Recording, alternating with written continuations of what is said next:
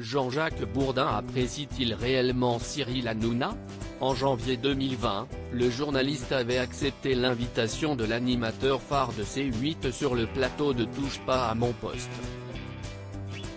Visiblement en bons termes, Cyril Hanouna avait alors lancé: Jean-Jacques, je sais que tu ne vas que dans les émissions que tu aimes.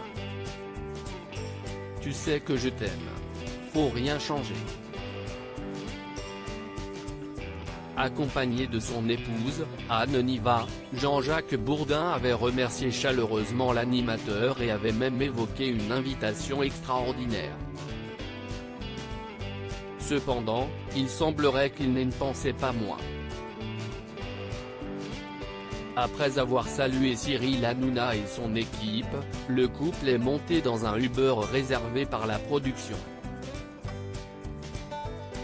Alors que le chauffeur lui a demandé comment était le célèbre animateur en vrai, Jean-Jacques Bourdin n'a pas manqué de dire tout le mal qu'il pensait de ce dernier.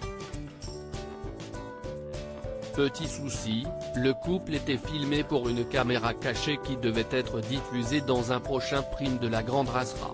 Pour Le Parisien, un salarié de la boîte de production H2O a révélé: ils ont tenu des propos très durs envers Cyril. Ils se sont lâchés, c'était d'une violence.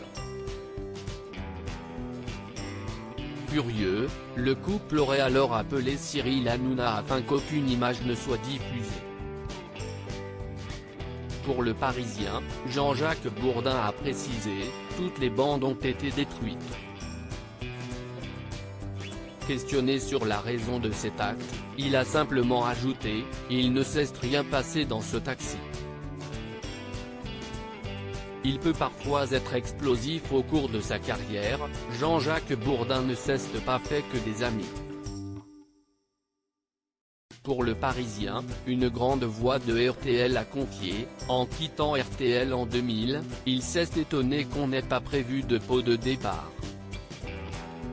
Il ne s'est pas demandé pourquoi. Un reporter a témoigné de son côté: si est quelqu'un de très sensible, très émotif, qui peut parfois être explosif.